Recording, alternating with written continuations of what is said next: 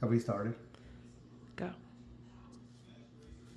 So for today's concoction, we're doing a rack of ribs, but Eileen and I had the McDonald's McRib recently for a limited time only. She had to try that. Didn't love it, as no one should, but I said, hey, why don't we do a version of it at home? So we did a real quick impromptu barbecue today. Did this rack of baby back ribs for about 3 hours on the Weber kettle. Just wrapped it, kind of left it alone, didn't do much else with it. Luckily, it cooked long enough that the bones seem fairly pullable.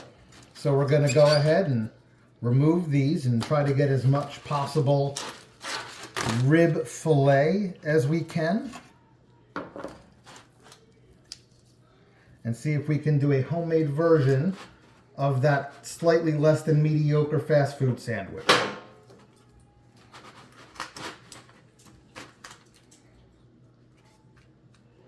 So far so good, eh?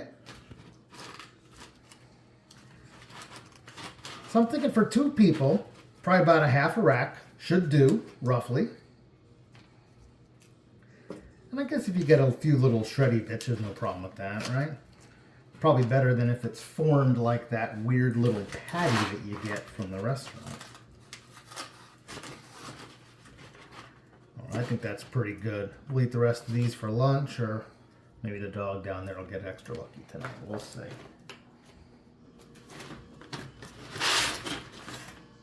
All right, let's see what we're working with here. Some boneless bits. See if we can cut these down into sandwich-sized pieces. That seems like about a decent serving, right? Maybe we'll stretch that out a little bit. Like so. I like it. Let's go ahead and take this over.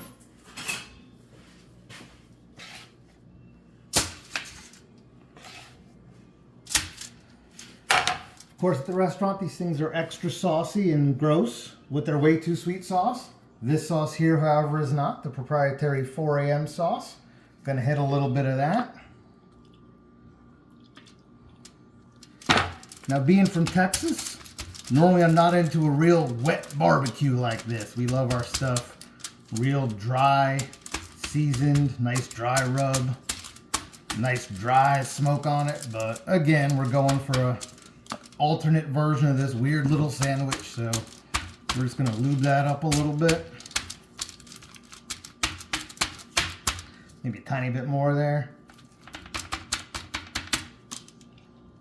You know what else I could have done? I got my fancy brush, but I guess I fault the hand method. There. The brush has been used. Got the broiler going. Let's just hit this for a couple minutes. See if we can get a little tiny bit of caramelization on there. In the meantime, we'll sip of vino.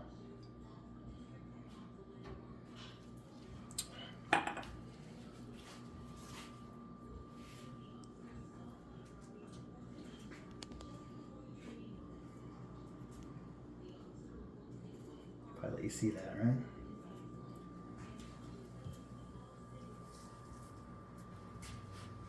Starting to sizzle. These ribs have also been resting for about an hour and a half, so they were kind of ice cold. So this broiler sort of serves 2 purposes. Getting us a little bit of caramelization on that sauce, a little bit of char back on the rib. Also kind of reheats it, which is sort of cool.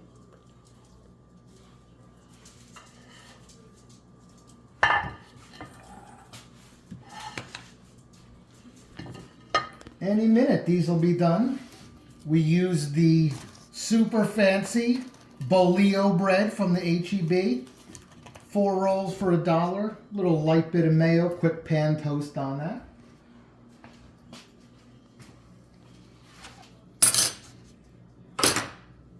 What do you think? I can smell it.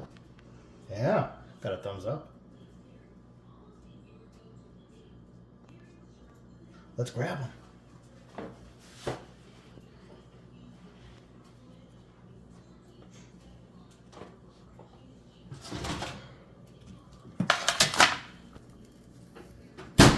Not so bad.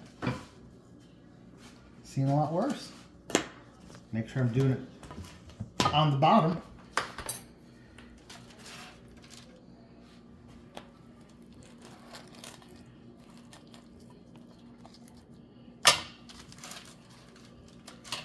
All right, lay those on our. This is incredible. This has got to be, what would you say, half, maybe 3/4 pound of rib meat on this bad boy. Mm-hmm. Ah, super nice. Now let's go ahead and hit this thing with the traditional Golden Arches dressings, which I believe is just onions and pickles. For our purposes, we're using a fresh white onion.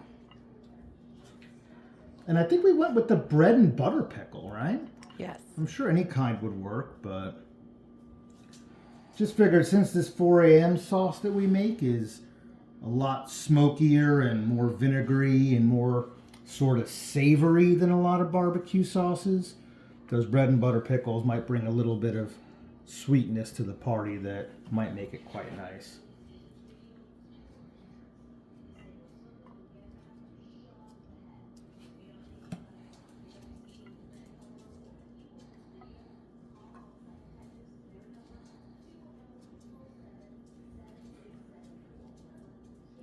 All right, sweet. Now let's go ahead, put that together, give it a cut and see what it looks like. Where'd my cutting knife go? Oh yeah, I had my serrated knife over here for cutting.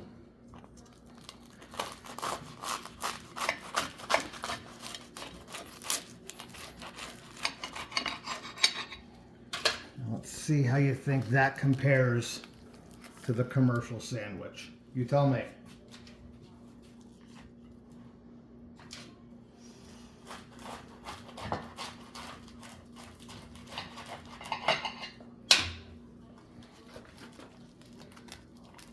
All right, we're gonna go ahead and chow down. Make it meaty.